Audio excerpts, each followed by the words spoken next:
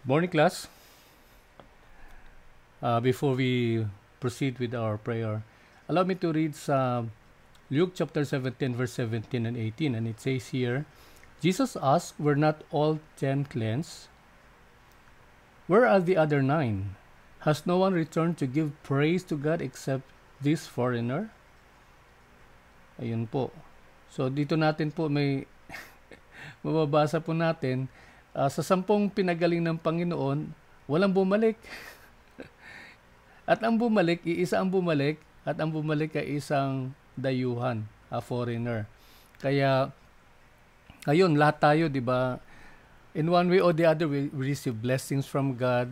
We receive answered prayers, things like those.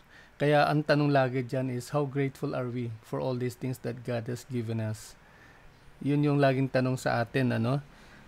Tayo ba ay nagpapasalamat? Alam natin na ang buhay natin, di naman natin to pag-aari. Ito ay hiram lamang. Kanina, ako ay naparaan doon sa isang hospital dito sa Jensen at meron akong pinaprocess para sa aking ina. And meron lang doon sa alley na dinaanan ko, may isang mama, no? Hindi ko alam kung lalaki o babae na nakakumot, no, nakakumot. So, sabi ko, bakit ka nakakumot yung mama? Di ba normally pag may pasyente, nakikita yung muka. Pero yung dinadaanan ko, nakakumot. So, parang na-impress sa akin ng Panginoon na yung mamang yun ay walang buhay, patay na. No? Kaya habang dumadaan ako, pabalik-balik ang dumadaan, napalalahanan ako na ang buhay natin ay maiksi. No? Hindi natin masabi kung hanggang kailan tayo. Kaya lang dito ang sabi nga sa atin ng Panginoon na habang tayo ay buhay, tayo ay magpapasalamat sa Kanya. We have to be grateful to God for everything that He has given us, especially this life. No, kahit ang daming challenges, pero let's always count the blessings. Kasi yun namang mahalaga eh. When you count the blessings, mag-iiba yung ating perspective sa buhay. Tayo manalangin. Dakilang Diyos, maraming salamat sa pagkakataong ito na kami po inyong napalalahanan na magiging mapasalamatin, Panginoon, sa lahat ng kaloob ninyo sa aming buhay. Salamat po at sa pagkakataong ito, kami pagpapatuloy ng aming paghanda, ng aming pag-aaral, pagsasanay, Panginoon, lalo tigit sa mga mag-aaral na haharap sa darating na DOH Massage Licensure Examinations. Lord, we always claim your answer to our prayers. We know, Lord, that you are a prayer-hearing God. Maraming salamat, Panginoon, sa katugunan ng panalangin ito sa pangalan ni Jesus. Amen.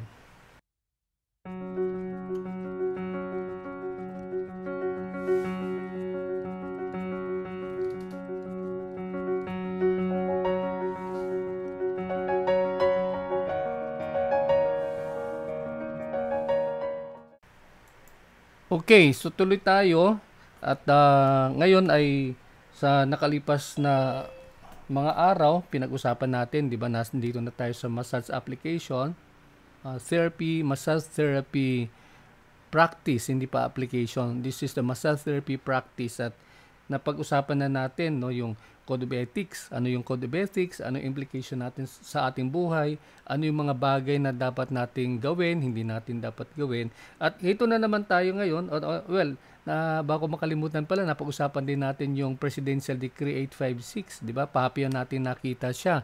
At in fact, may tanong nga pala ako dito. Munti ko na makakalimutan. I am going to ask you a question. Ano yung inyong natutunan doon sa maiksi lang, although maiksi, mahaba po yan natalakayin actually, pero like what I said, hindi naman lahat masyadong lumalabas doon sa DOH exam. But there's one or two probably na meron tayong matutunan, no? Meron tayong naintindihan na ano ang kahalagahan ng PD 856, particularly doon sa chapter 13, which is about massage and sauna bath establishments. So, tutungo tayo ngayon doon sa slide natin, and I would like you to give your thoughts, no? Ano yung inyong natutunan, no? Ayan, may sumagot na. Advance.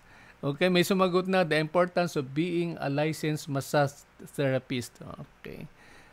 Para sa hindi pa nakakaalam, yung ating pong, para po kayo ay makapag-share ng inyong thoughts, makapag-join sa menti.com, yung ating slide, pakikiin ang number Ang code number 4503-8851. 4503-8851.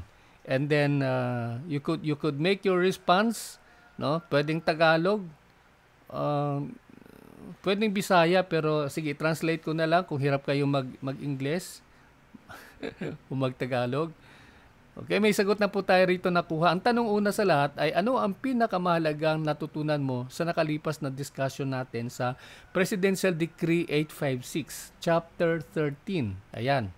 So may sumagot na rito, ang sabi niya, the importance of being a licensed massage therapist. No, yung ano ang kahalagahan ng pagiging LMT. Okay, may sumagot din na the person must have a certificate as a registered masseur issued by the Committee of Examiner for Masseur of the department, referring to the Department of Health. At may sumagot din, Presidential Decree 856, also known as the Code on Sanitation of the Philippines, ang pinakamahalagang natutunan ko dito ay kung paano maging malinis sa trabaho. Ayan, kasi in-emphasize po 'yun, 'di ba? Must wear a clean clean garments at all times. Kung paano malinis sa trabaho para maibigay mo sa client yung 100% na wellness na deserve niya. Ayan. Okay, talagang deserve ng client natin, no, yung kalinisan, no? And ano pa? Ayan, may nagsumulat din, sabi niya, responsibilities as a massage therapist. Yeah, responsibilities as a massage therapist. Okay.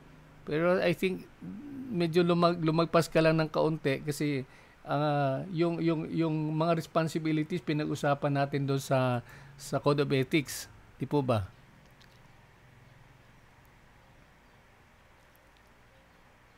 Okay. So may nagpapaalam, sabi niya off-cam daw siya muna kasi biyahe siya ngayon. Okay lang, sige po. So yun lang ang ano natin, hanggat maaari please show up your face. But when you're in class and then hindi mahina yung signal mo or you're not on travel, then I will appreciate if you show up your faces. Okay. Ano pa? Ilan ba tayo ngayon? We are 20. No? So I only got 4 answers here. No? 4 lang. Nasaan na yung iba? Okay, nasaan na yung iba? See, I'll give you time. I'll give you mga 1 to 2 minutes to give your mind. Hindi naman kailangan mahabang-mahaba, no? Pwede namang 1 o 2 kataga and then I will try to explain it on your behalf. Okay? Ano yung pinakamahalagang natutunan mo sa nakalipas na discussion patungkol sa PD 856 Chapter 13? And by the way, while waiting for the others to give their inputs, meron akong 2 announcements. No? Number 1, para sa mga kasamahan natin na mga visually impaired, no, mga blind, na mga massage therapist, partially blind actually yung most of those who are with us here, meron akong create na sa YouTube channel natin, may isang channel akong ginawa para sa mga visually impaired. Meaning, ang mga content ng YouTube channel ay lang, audio. Audio lang po 'yon, no? Wala siyang video, audio lang po 'yon. So 'yun yung ko para in case lang na may mga kasamaan tayo na mga or mga kaibigan tayo kahit na hindi enrolled, gusto nilang magkaroon din ng input or ideas about what we're talking here, pwede niyo i-share yung playlist, playlist ang tawag noon, para doon sa mga visually impaired. Okay. Yun yung una. Yung pangalawa, ano ba yung pangalawa? Tumalon sa isip ko.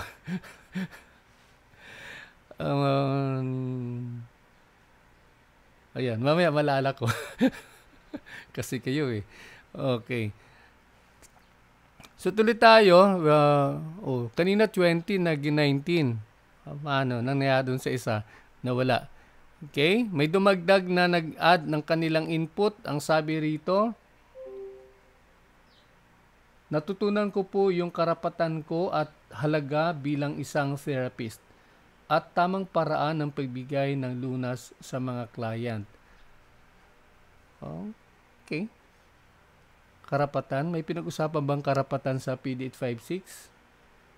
At paraan ng pagbigay lunas. Baka naman sa mga nakalipas, no, mga nakalipas na discussion, ayun, natutunan mo yung mayroon ba karapatan? Maki, baka, wag matakot. Walang ganun yata yun, no? Anyway, so, ang ano lang naman natin, emphasis naman natin doon, di ba? Tayo ay mga nagmamasahe, tayo ay protektado ng batas, yung gano'n, no? Lalo na kung may lisensya po tayo, iba na po yung ating iba na yung bearing, iba na yung paano tayo harap sa client, di ba? Confident na tayo dahil alam natin na dumaan tayo sa nawala. Dali, nawala yung slide natin. Ba't ka nagkaganon? Dali balik tayo sa slide.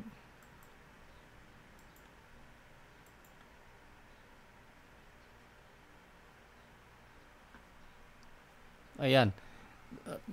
Yun yung meron tayong pag-angat ng ating pong kalalagayan bilang mga massage therapist at yun lang, gusto ko lang paalaala sa atin, no, na katulad po ng sinasabi ng DOH.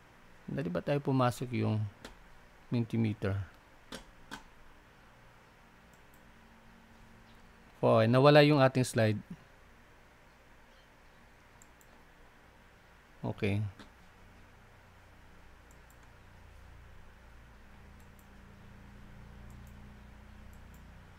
Ayan. Tulad ng sinasabi natin na iba yung antas ng ating pamumuhay. Kasi may lisensya No, yun lang po yun. Wala nang ibang diyan, wala nang ibang argument. Kapag ikaw nagmamasahe at may lisensya ka, ando na. Protektado ka na ng ating pamahalaan, no? Lalo na ng ating kagawaran ng pangkalusugan na nagsasabi na tayo na nagmamasahe kabilang po sa health profession. Tayo po ay kabilang po sa health lalo na sa wellness industry. Okay? Pinili ba natin po yon? Hindi po natin pinili po yon, no? Yan po ay isang batas na ating pong sinusunod. At yan po, kaakibat niya ng pagsunod natin, pagtalima natin, tayo ngayon ay meron ng kaukulang proteksyon. Yan.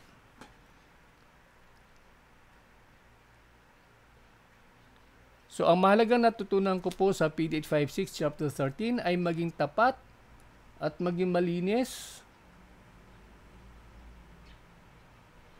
At dapat ang LMT, ayan, paano daw i-apply yung mga natutunan pagiging LMT. Okay? Ang sumunod naman, meron ding nagsabi na paano ang tamang paghahanda at paraan ng pagiging therapist, mga kalagahan ng pagiging therapist. Okay. Natutunan ko po yung karapatan na talaga bilang okay. Sige po. Sige. Almost same naman yung mga mindset, yung ideas po natin. Although yung iba lumagpas dun sa PD 856, no? Balintanawin lang natin na ang PD 856 yun yung una sa lahat yun yung pinakabatas na nagbigay kilala sa ating gawain bilang mga massage therapist. Tama po ba? Yun yung unang batas Yun yung unang yung nilagdaan ni Pangulong Marcos noong 1975 na nagpapatibay ng ating gawain bilang mga massage therapist. No? Kinilala na tayo ng pamahalaan. Although, like what I've said, ang paglilisensya ay ginawa na ng DOH noong panahon pa ng Hapon. No? Early 1940s, meron na silang licensing activities na ginagawa. Datapwat, subalit, no? Saka lang nung nilagdaan ni Pangulong Marcos yung PD 856, yun talaga nagkaroon sa ng angkla. No, nagkaroon natin ng angkla. Okay? Now, ano yung masasabi ko? Ano yung pinaka-key point ng PD 856? Number one, malinaw naman sa atin, ang kanyang focus is about the facilities. No? Hindi ko lang maipakita ng buo sa inyo kasi wala na tayong time, pero kung susuriin mo yung buong chapter 13 na yan, walang ibang pinag-usapan kundi ano yung sukat ng room, ano yung sukat ng ventilation, anong klaseng ilaw ang mayroon, anong klaseng pintuan ang mayroon sa massage clinic na yan, no? Things like those. Almost always lahat 'yon puro about the facilities. Okay? And then yun lang ang nagkaroon din siya ng identification, no, ng pagkikilala ng kung sino ang dapat o nararapat magkaroon ng lisensya. At ito yung MASUR or yung female version yung MASUS. Okay? Yun yung malinaw sa PDET 56 na bawat spa o bawat clinic or bawat sauna bath establishment mayroong isang license na MASUS, no, na binigyan siya ng kaukulang ng lisensya ng pamahalaan, and then under that person meron siyang more or less 50 na mga attendants, no. Hindi po lisensyado pero po sila ay meron ding kasanayan na under supervision ng isang license. Okay? So yun po ang PDET 56. Kaya lang tulad ng sinabi na natin, ito na yun pag-uusapan na natin, no? Tutungo tayo ngayon doon sa slide natin, and I would like you to give your thoughts, no? Ano yung inyong natutunan, no? Ayan, may sumagot na. Advance. Okay, may sumagot na, the importance of being a licensed massage therapist. Okay. Para sa hindi pa nakakaalam, yung ating pong, para po kayo ay makapag-share ng inyong thoughts, makapag-join sa menti.com, yung ating slide, pakikiin ang code number 4503-8851. 4503-8851. And then you could make your response, no? Pwedeng Tagalog, pwedeng Bisaya, pero sige, translate ko na lang kung hirap kayo mag-English. Tagalog. Okay, may sagot na po tayo rito nakuha. Ang tanong una sa lahat ay ano ang pinakamahalagang natutunan mo sa nakalipas na discussion natin sa Presidential Decree 856, Chapter 13. Ayan. So may sumagot na rito, ang sabi niya, the importance of being a licensed massage therapist. No, yung ano ang kahalagahan ng pagiging LMT. Okay, may sumagot din na the person must have a certificate as a registered masseur issued by the Committee of Examiner for Masseur of the department, referring to the Department of Health. At may sumagot din, Presidential Decree 856, also known as the Code on Sanitation of the Philippines, ang pinakamalagang natutunan ko dito ay kung at paano maging malinis sa trabaho. Ayan, kasi in-emphasize po 'yun, 'di ba? Must wear a clean clean garments at all times. Kung paano malinis sa trabaho para maibigay mo sa client yung 100% na wellness na deserve niya. Ayan. Okay, talagang deserve ng client natin, no, yung kalinisan, no? And ano pa? Ayan, may nagsumulat din, sabi niya, responsibilities as a massage therapist. Yeah, responsibilities as a massage therapist. Okay. Pero I think medyo lumagpas ka lang ng kaunti kasi yung mga responsibilities pinag-usapan natin doon sa Code of Ethics. Di po ba?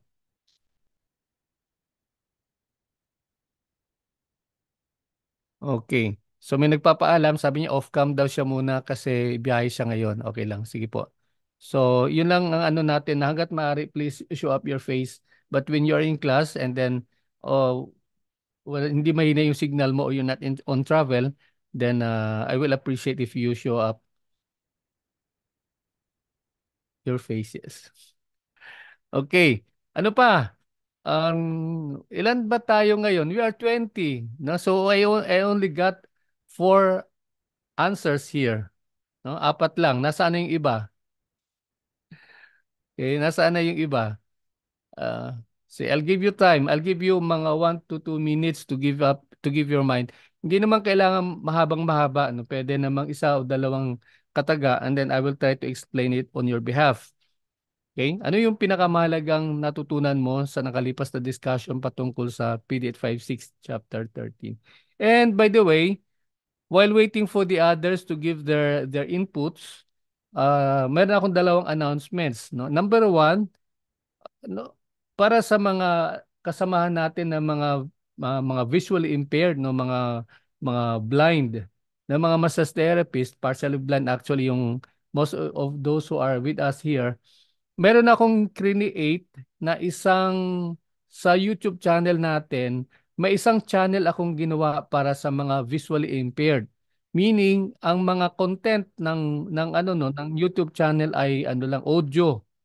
Audio lang po 'yon, no? Wala siyang video, audio lang po 'yon. So 'yun yung ano ko para in case lang na may mga kasamaan tayo na mga or mga kaibigan tayo kahit na hindi enrolled eh gusto nilang magkaroon din ng input or ideas about what we're talking here. Pwede niyo i-share yung playlist, no? Playlist ang tawag noon para doon sa mga visually impaired. Okay. Yun yung una. Yung pangalawa, ano ba yung pangalawa? Tumalon sa isip ko.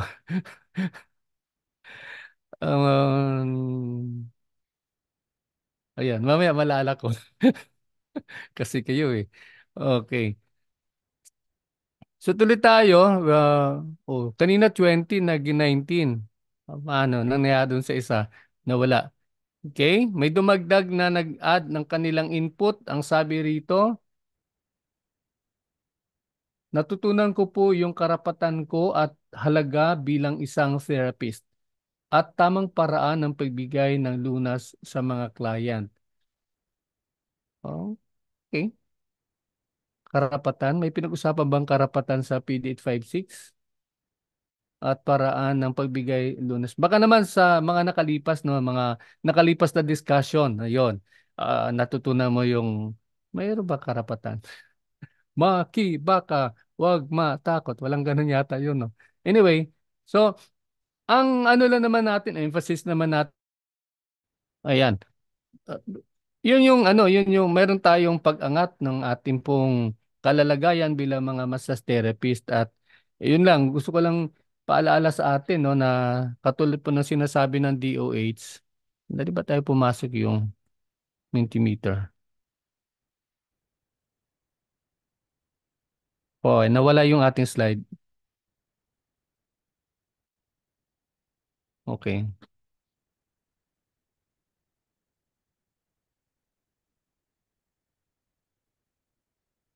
Ayan. Tulad ng sinasabi natin na iba yung antas ng ating pamumuhay kasi may lisensya eh. No, yun lang po yun. Yun wala nang ibang ano diyan, wala nang ibang argument.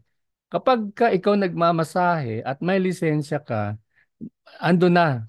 Protektado ka na ng ating pamahalaan, no? Lalo na ng ating kagawaran ng pangkalusugan na nagsasabi na tayo na nagmamasahe kabilang po sa health profession. Tayo po ay kabilang po sa health lalo na sa wellness industry. Okay? Pinili ba natin po 'yon? Hindi po natin pinili po 'yon, no? 'Yon po ay isang batas na ating pong sinusunod. At yan po, kaakibat niya ng pagsunod natin, pagtalima natin, tayo ngayon ay meron ng kaukulang proteksyon. Yan.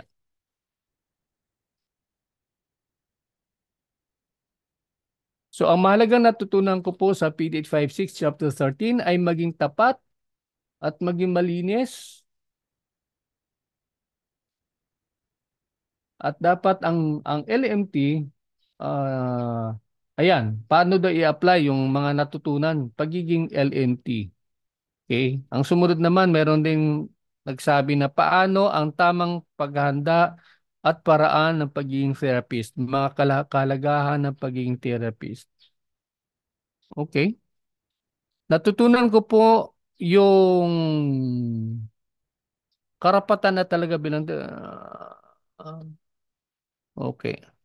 Sige po.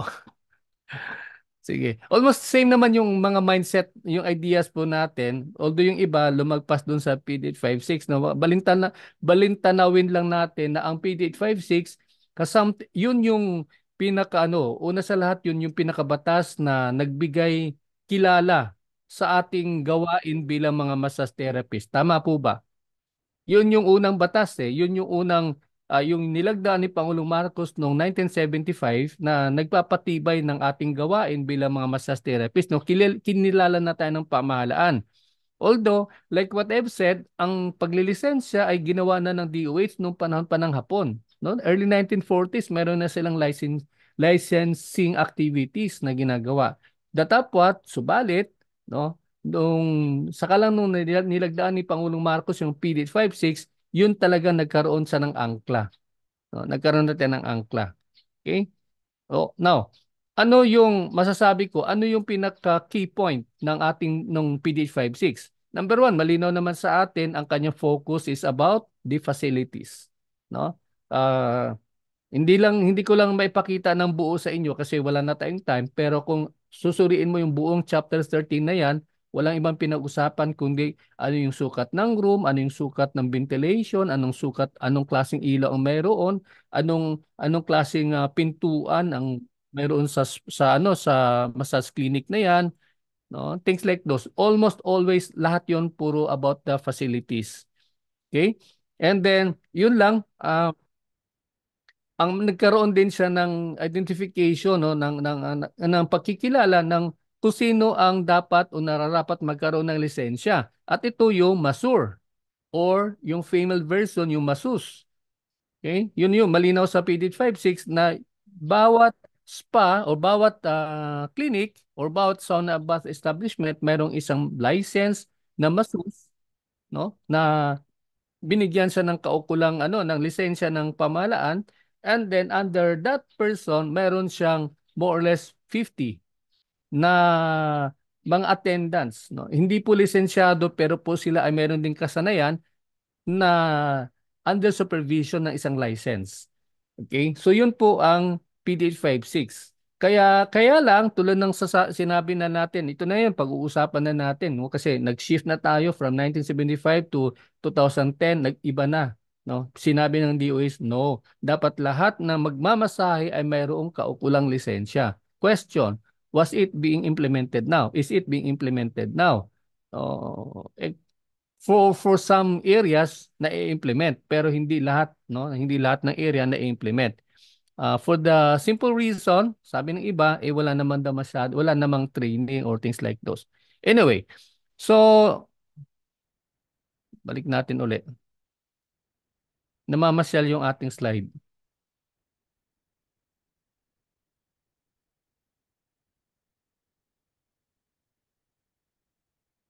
Ayan. Okay, so maraming salamat sa inyong mga input, no, although I only found a few here. Ilan lang nag-share ng kanilang saloobin, no, regarding doon sa tanong natin. Okay, tuloy tayo. Now, here we are. This is the DOH Administrative Order 2010-0034, and it can be found in your manual at pages 198 to 207. Okay. Ano yung kanyang dali. Ano yung learning objective natin po rito, no? The learning objective here is to have a comparative understanding kung ano yung PDET 56 at yung AO 2010-0034, no? Dito natin magkakaroon tayo ng linaw kung ano yung pagkakaiba ng dalawa. And then magkaroon din tayo ng kaunawaan patungkol doon sa basic requirement, basic qualifications para tayo o kayo ay magkaroon ng lisensya, at mapag-aralan din kung ano o kailan pwedeng ma-revoke.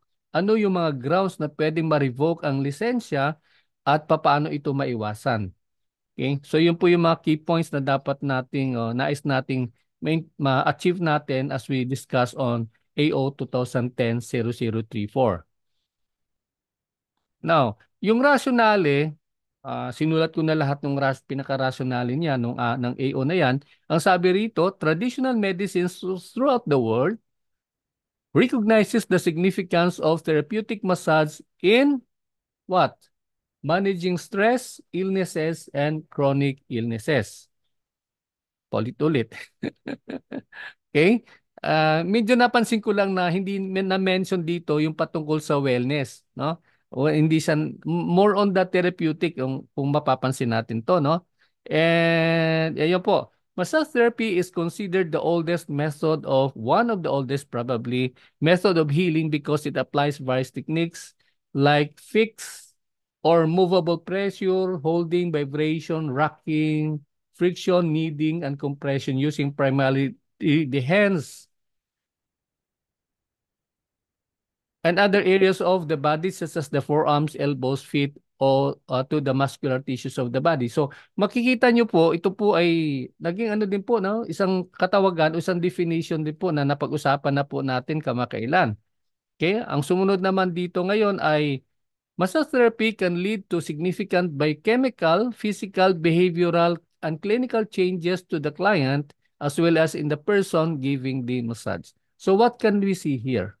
Makikita natin na ang masahe ay two-way process. Habang yung client natin ay nagkakaroon ng benefit, pansin nyo po, nagkakaroon din ng pabalik na benefit doon sa nagmamasahe. Ang ganda, no? Ang ganda, no? We are giving benefit to our or anto relaxation, therapeutic treatment to our clients. And in the same token, in the same manner, bumabalik din sa atin. Meron din tayong nakukuhang benepisyo. And I think you're getting it now, no? Kasi napag-usapan natin pa ulit-ulit po 'yon na merong ano po yan, may balik po sa atin na magandang benepisyo. We're not talking here about the money, ha? Hindi natin pinag-usapan yung pera, kung hindi yung psychological, physiological even na benefit na makukuha natin kapag tayo ay nagmamasahe. Kaya looking around sa mga kabatchmates nyo sa mga nung high school, no? O ng elementary, awa ng Diyos, mas mukhang bata naman tingnan ang mga nagmamasahe kaysa sa mga classmates natin, no? Secret natin yan. Okay. So, ang sumunod naman po, to effectively carry out the provisions of Section 13 of PD 856, the DOH created the Committee of Examiners for Massage Therapy or the CAMT to regulate the practice of massage. Okay. So ito po yung regulatory body ngayon, no? Nung PDET 56, wala po 'yon. Na-mention lang na kailangan lisensyado, kailangan yung lahat ng mga massage attendant merong nag-oversee na lisensyado, pero hindi po niya nahimay, wala pong mekanismo kung saan ay papaano sila maging lisensyado, no? So here we come dito sa AO 2010-0034, nilatag niya na lahat. Okay. Now, ang sumunod na paragraph ay hence ensure that only qualified individuals to enter the regulated profession and that the care and services that massage therapists provide are within the standards of practice. Yan. Okay? So, ang dalawang keyword na makikita natin sa huling kabanata, huling paragraph ay regulation. Regulation. Okay? Ang ating profesyon ay regulated ng ating pamahalaan at tayo ay inaasahan na lahat ng kabilang sa industriya na ito ay gumagawa ayon po sa standards, no? May pamantayan po ng paggawa. Hindi pa pwede yung kanya-kanya lang, no? Hindi, dapat meron tayong standard na paggawa. Okay.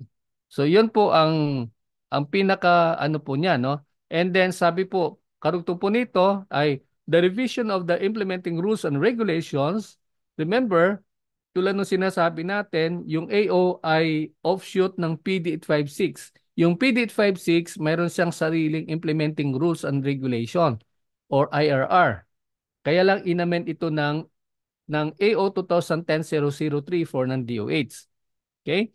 So bakit niya inamend? Sapagkat sabi ng DOH yung 2000, yung 1975 ang tagal na noon, no? Ang dami ng pangyayari. Kaya we have to adapt to current trends and modern practices of massage. Although ang focus niya ay hindi naman doon sa facilities, no? Ang focus niya ay doon sa mga manggagawa. Okay, sumunod naman ay it will prepare massage therapists to become more competent and globally competitive. Ayan, ang ganda nun, no? Yung competency natin hindi lang pang pamilya, no? Hindi lang pang national, kung hindi pang international, no? Yung meron ni-emphasize niya yung global competitiveness. Okay? At the same time, it will help improve the quality of health services as well as the performance of massage therapists. Okay? So, yan po yung yan po yung kabuuan po kung bakit nilabas ng DOH ang AO 2010-0034. Okay. Ngayon, himayin natin ano yung kanyang nilagay din na objective. Number one objective here that we can see dito sa AO 2010-0034 is upgrade the quality of health services being accorded to the public. Upgrading, no? Leveling, no? Leveling up. Ayun po yung ano ng ninanayon ng ano na ng nilalayon, nilalayon. Tama ba yung Tagalog ko doon? Ang layunin, yan. Oh. Ang layunin ng ating pamahalaan, no, sa paglabas ng AO na ito. At ang sumunod ay delineate the scope of functions of massage therapists and offices responsible in the management of the practice. Ano ibig sabihin ng delineation? Delineation means parang hinimay, no? Nilinaw niya ano yung lawak, no? Ano yung mga gawain ng nagmamasahe at ang mga opisina na siyang nagmamanage ng regulatory body na to, ng pagre-regulate ng massage industry. Okay? So yun po ang pangalawa. Pangatlo, sabi rito, recognize the specific offices responsible relative to the management of facilities providing massage services. Kanina, may comparison na nagmamasahe at yung nagre-regulate. Ngayon naman, ay inaalam o nilalatag ng DOH kung sino at ano ang mga opisina na gumagawa ng mga iba't ibang functions, iba't ibang mga tungkulin. Oh, for example, sa exams, ito yung CEMT. Pagdating naman sa renewal, ito naman yung DOH regional offices, no? Mayroong delineation, no? Mayroong pagkikilala ng iba't ibang sangay ng kagawaran ng pangkalusugan na may mga iba't ibang functions na dapat silang gawin, no? Ang pangapat, instill the essence of compassionate service to the public or clients. Okay? I like the word instill. Ano ibig sabihin ng instill? Ang ibig sabihin ng instill is talagang binigyan ng pansin, no? Binigyan ng pagpapahalaga, no? Yung pagkakaroon ng compassionate service, yung malasakit. Yan. Okay? Kanina, galing ako sa Malasakit Center. Yun, malasakit. Ibig sabihin nun, pagkakaroon ng pagmamahal na o yung pagkikilala ng serbisyo na hindi lang sa pamamagitan ng ano yung paggawa. Kasi may kikitain kung hindi paggawa sapagkat mayroon pong malalimang malasakit. No? Mayroon pong kakibat ng pagmamahal doon sa client. No? Doon sa publiko na ating sinisilbihan. Hindi lang ito pera-pera, ito ay about service. Pagbibigay ng kaukulang serbisyo. Ayun po. Ang ganda, no? So, yan. Tuloy tayo ngayon sa mga katawagan, no? Ano yung mga katawagan na matatagpuan natin sa AO na ito? Number one, yung salitang accreditation. Ano ibig sabihin ng accreditation? Accreditation is an act of recognition or a method of determining what an eligible organization, institution, individual complies with approved standards.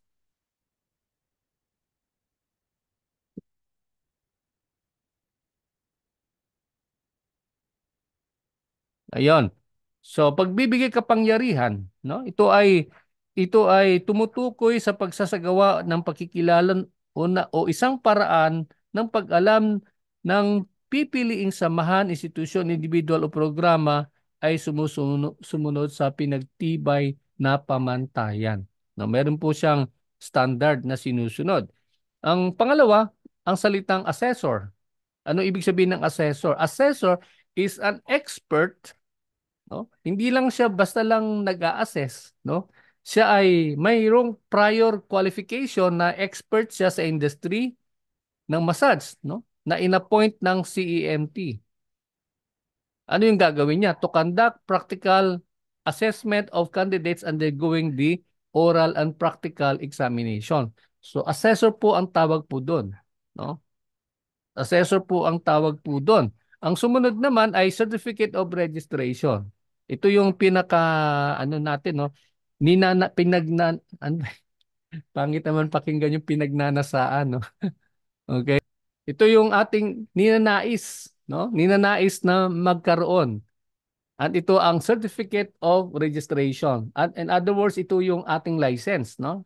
And it refers to a written commendation issued by the Department of Health authorizing a person to practice massage therapy as a profession. Kaya po, ang laking pagkakaiba nun sa isang certification nun sa kabilang bahagi, no? Yung sa kabila na nagbibigay ng certification. Sapagkat ito, yung certification na yan ay nag-o-authorize, no? Nagbibigay ng kapangyarihan para tayo ay makapag-practice ng ating profession bilang massage therapist.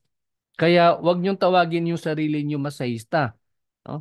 Tawagin niyong massage therapist para magkaroon ng distinction.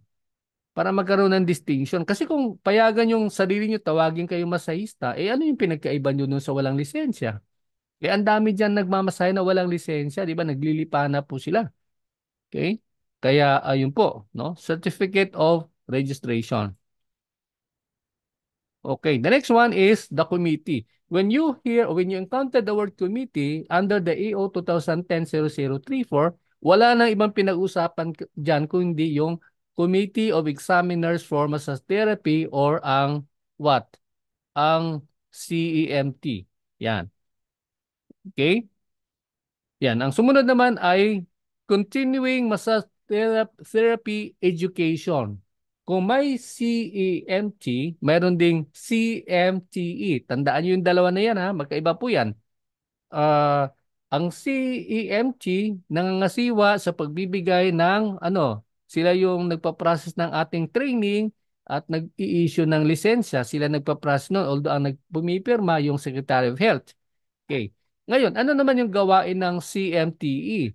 Ang CMTE or Continuing Massage Therapy Education, ito na may isang komite sa ilalim ng CEMT na siya ang nagbibigay ng sila yung bumubusisi kung ano yung mga kinakailangang knowledge, anong yung kasanayan, yung mga skills, no? Ethical values after initial registration at sila din yung sila yung nagmo-monitor, no? Doon sa particularly doon sa mga programa na ina-accredit ng DOH. Okay? Sila yung nagche-check doon sa 30 credit units para sa inyong kung sa PLC ang tawag nila CPD, yung continuing education. Okay?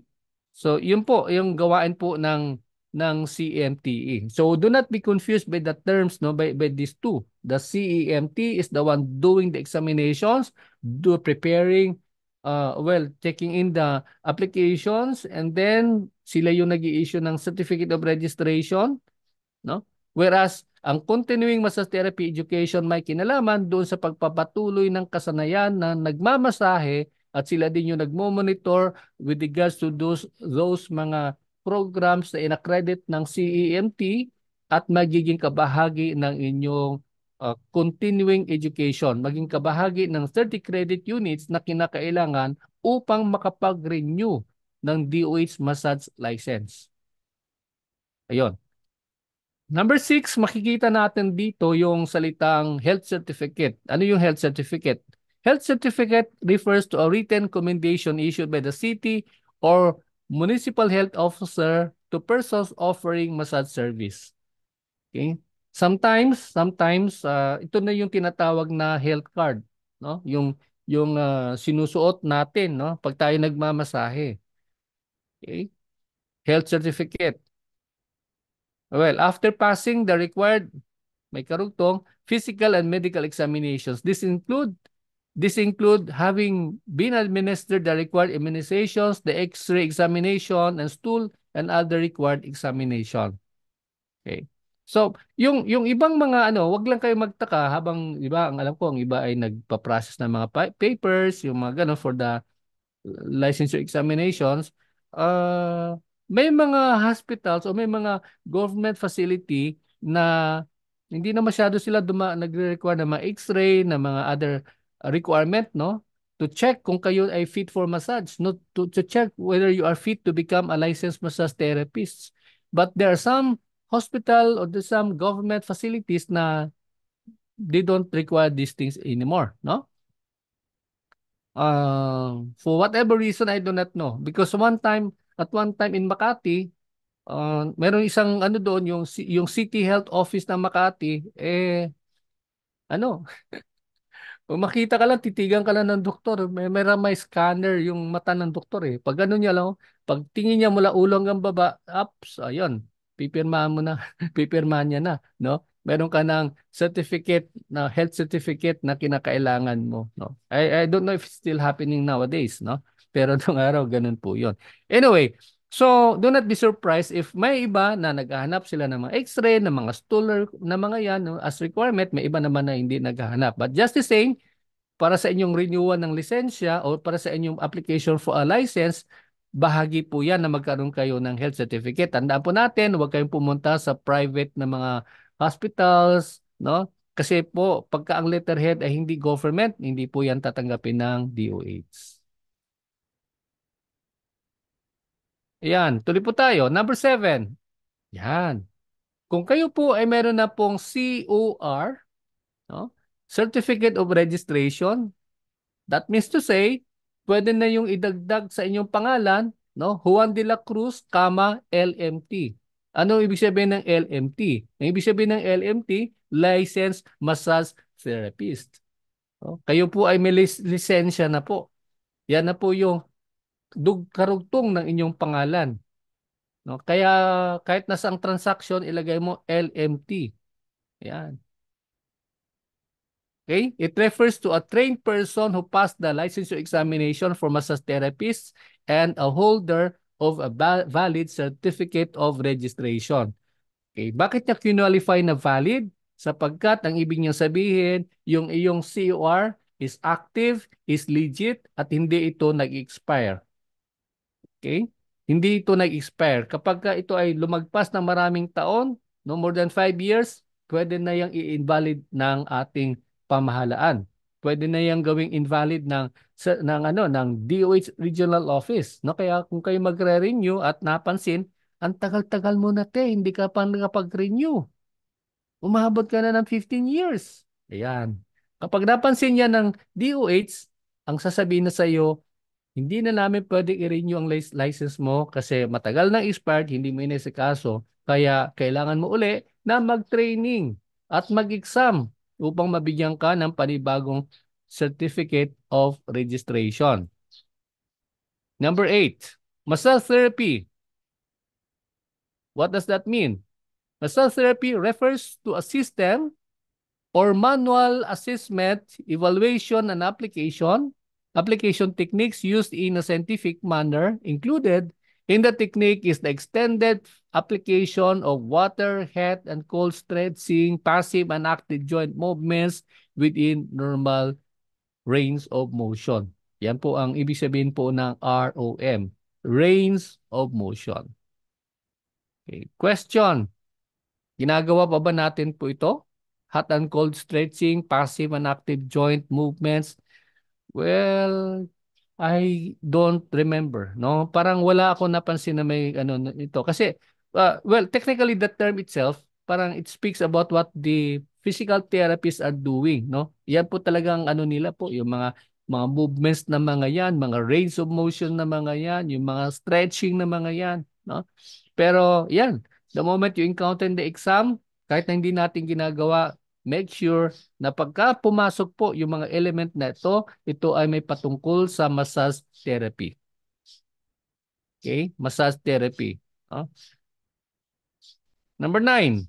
Ay, may karugtong pa. No? These are means of promoting pain relief, injury, rehabilitation, or health improvement in a safe, non-sexual environment. Bakit kaya ginamit nila yung salitang non-sexual? Okay? Para siguro sinabi ng DOS, yan palaala yan sa inyo. Ang inyong gawain ay pure massage.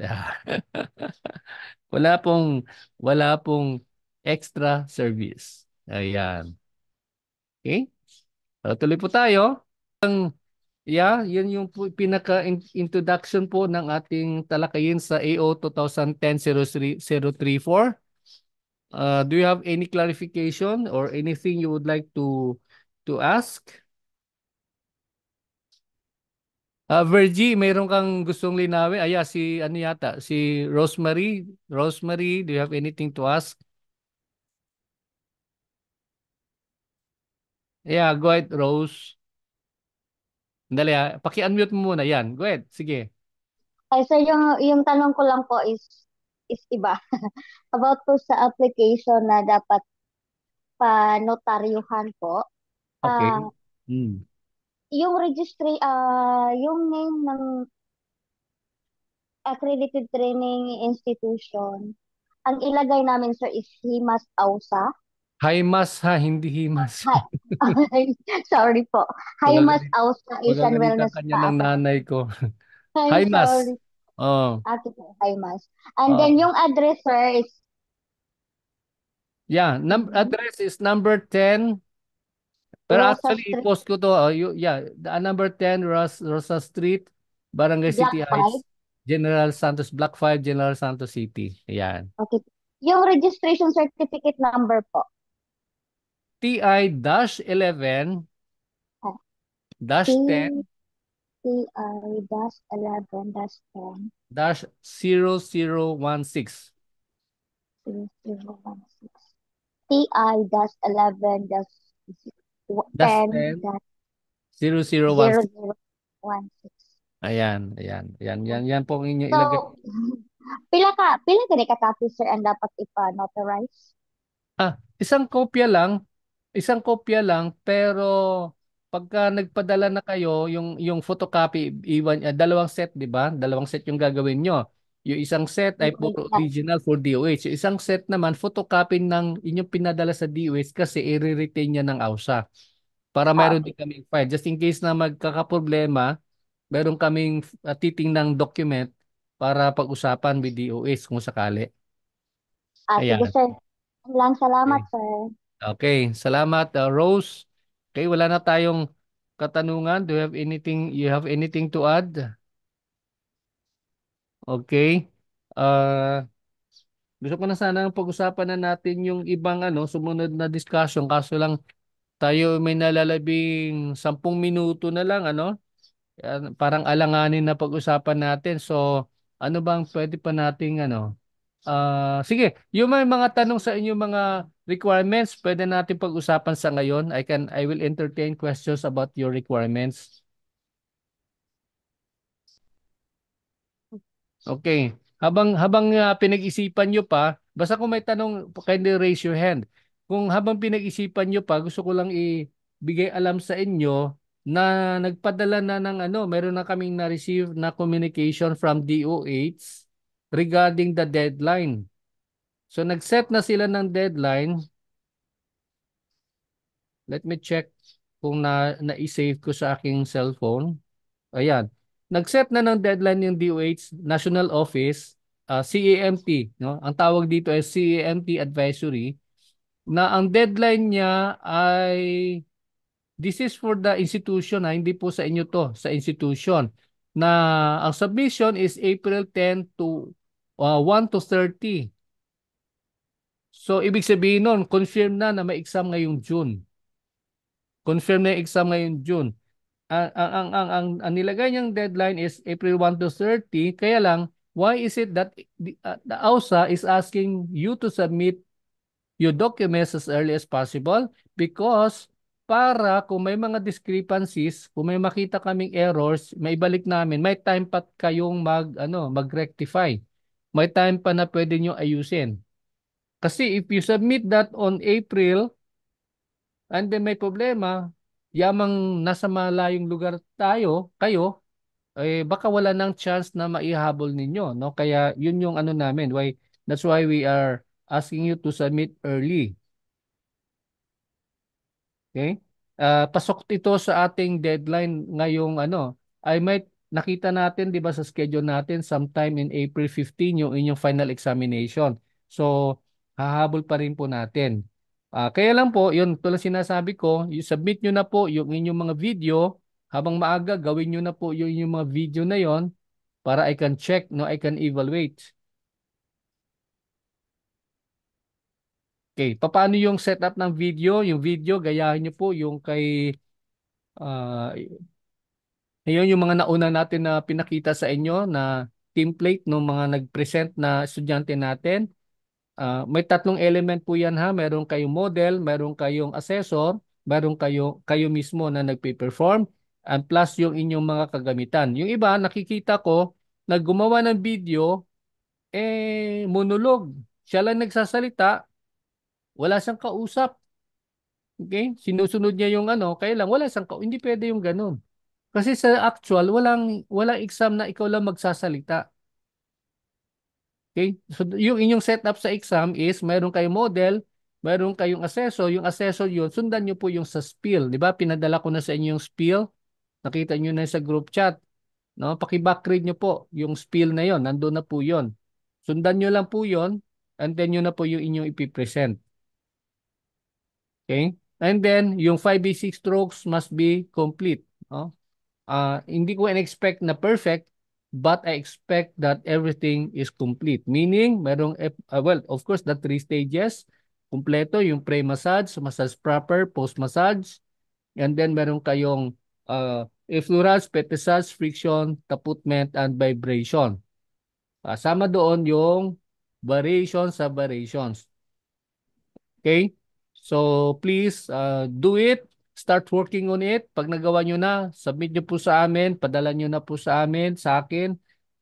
PM nyo po. But again, like I said, huwag kayong magpadala ng raw video. Hindi ko po tatanggapin ng raw video. When you make your video, you upload that in your YouTube channel. Kung wala kayong YouTube channel, gumawa ka ng YouTube channel ninyo. Madali lang naman yung gawin.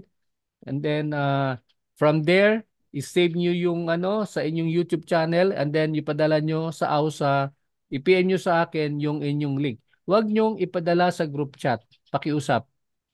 Para ano kasi alam nyo po, pagka sa group chat, pag marami, mahirap i-monitor. PM nyo directly sa Benji Eugenio LMT na account. Huwag din kayo mag-send doon sa isang account ko na Benji Eugenio lang. Kasi yung lang ang ginamit, no? Kasi walang LMT. I'm sorry, hindi ko madalas binubuksan yung account na yon, no? Yung Benji Eugenio, hindi ko masyado binubuksan. Ang araw-araw na sinisilip ko, tinitingnan ko at binabasa ko ay ang Benji Eugenio LMT na account. Okay, so yun po yung mga palaala ko regarding sa inyong mga requirements. Okay? So ulitin ko, huwag kayo mag-submit ng original na inyong copy ng diploma kasi ang usapan sa DOH, wala na sila ibabalik. When you send a document, it's theirs. That becomes their property. At huwag niyong kulitin ang DOH na ibalik sa inyo kasi po papapagalitan po nila si Mr. Eugenio. Oh, sasabihin nila, di ba sinabi ko na namin Mr. Eugenio na wala lang kami ibabalik? Ba't nangungulit yung si Rosa? No? Sinabayan pa ni Albert tsaka ni Jerilyn. Mm. Okay, so yung malinaw. Ngayon, yung diploma, ulitin ko, CTC, Certified True Copy. Sino ang mag-CTC? Hindi abogado. Ang mag-CTC, yung school kung saan kayo graduate nung high school. Ayun po mag-CCTC. Kung wala kayong diploma at mayroon naman kayong ALS, yung Alternative Learning System Certificate ng DepEd, na ang kapalit nun katumbas ay high school, pwedeng tanggapin. Kung wala kayo nung dalawa, pwede yung transcript of record. Kung kayo ay college sa, ano niyan, nakapag-college na mayroong TOR, pwede din po yun. Okay? So, ako lang kuwarin niya kung magsabit kayo original kasi basta indicate nyo lang that you are willing, no? Pagka ganun, i-indicate nyo lang na you are willing na to let go of your transcript kasi ang transcript naman, awa ng Diyos, madaling kunin. Unless kung yung school ay sarado na. No? Talagang hindi mo na makukuha. Wala ka na magagawa dun. Okay? So, ayun po. Ayun po. Ayun po. Now, karagdagang information, may time pa tayo ng konti. Halos lahat na ng yung mga books na in-order natin dumating na. Yung iba ay on transit, pinapadala ko na sa inyo. Yung iba naman ay mamaya ipapadala ko yung karagdagang mga books. Yung iba naman po, paalala lang po, kasi I need that kasi alam ko na kayo nag-enroll, mayroon kayong mga nilagay na data, but I do not rely on those kasi baka meron kayong preferred na mailing address. Kaya ko hiningi sa inyo, i-send nyo kay Mr. Eugenio the first, number one, complete name. Well, of course, complete name nyo kasi para may proof ako na natanggap nyo yung manual.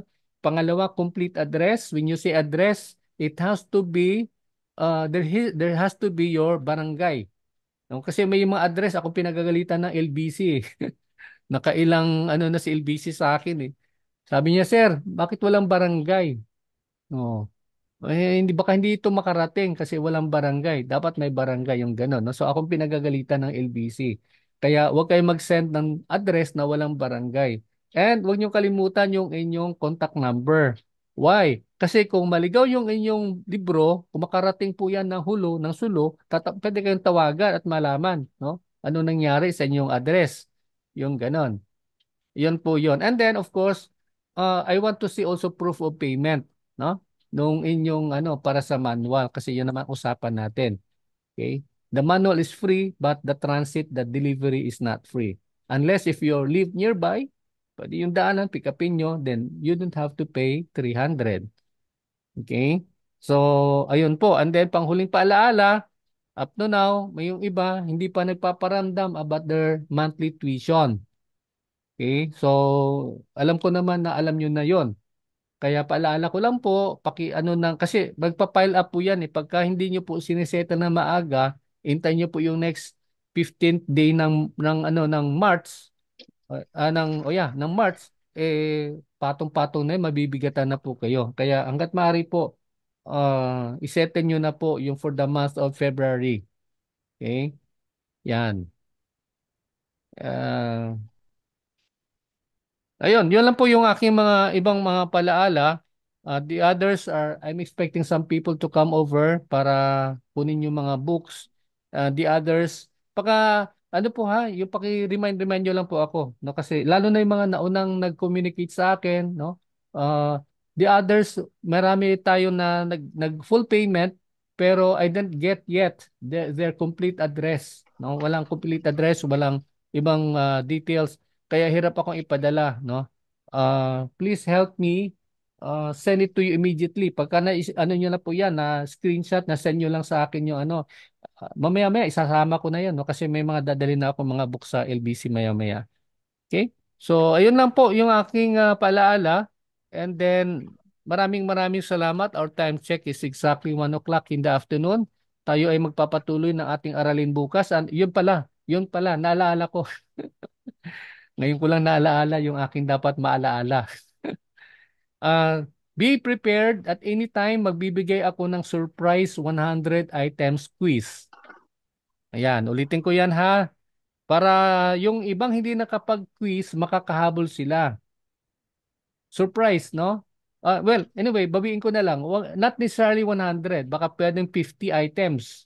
Pero yung mga early discussions natin, no, doon ako magbibigay ng quizzes. Ng questionnaires no mula dun sa early discussion natin. So not necessarily yung diniscuss natin kamakailan but the discussions we had during our first meeting up until the latest, no? So wag kayong ma-surprise ha, baka mamaya may magtampo. Si Sir naman, hindi naman sinabi magkakaroon ng surprise quiz. Kaya nga may salitang surprise. Di ba? Wala namang surprise na, sasabihin ko, magsa-surprise quiz ako bukas ha. Hindi na surprise yun. Yeah. Okay? So that means aral-aral. Ulitin ko po, I'm sorry, I'm very lenient to you. Mabait si Mr. Eugenio. Pero pagdating sa mga quizzes, walang bati-bati. No? Kailangan aral kayo ha. Kasi kung mababa yung score, I might give you a chance to retake. But as always, name-mention ko, hindi madaling gumawa ng online quiz kasi po ang ating system ay naka-base sa internet kaya medyo madugo po siya, no? Kaya yun lang sinasabi ko, kung if you fail the quiz na graded, yung next na quiz natin graded na yon. Kasama na yon sa 3 graded na quiz na gagawin ng AUSA and then yung final exam na 100, no? Dapat sa lahat ng ito 75% ang inyong passing rate. If you fail and you have to retake a special test, mayroon kayong admin fee na 300. No? Kasi hindi naman lahat yan mag-fail eh. No? Lalo na kung masipag-sipag mag-aral, you have to pay. I'm sorry. No? Kasi may admin fee po yan. Hindi po yan ganun. Kasi binababaran po natin ng oras po yung paggawa ng inyong quiz. Okay? Lalo na inyong final exam. Ayun po, maraming salamat. Kung wala na kayong karagdagang katanungan, Angeline, okay na tayo? Okay na po. Okay, so si Rose, si Cherry Ann, yan, si Starlife, yan. Sige po, maraming salamat, Desiree. Marami kayo, hindi ko na kayo babasahin lahat. Okay, God bless and see you tomorrow. Study well. Please make your do your study, nabubulol tuloy ako. Be serious in your study because we want you to pass the exam and learn as much as you can. Pag kayo ay naging LMT, may pagmamayabang ninyo po yan. No? Marami kayong matutunan at yung natutunan nyo, may pasa nyo po sa inyo po mga kasamahan sa trabaho. Yan po yung mahalaga po nun eh. Whatever things you've learned, you will be able to pass it on to the others. Okay, sige po. So God bless. See you tomorrow. Arigato. Sige, sir. Bye.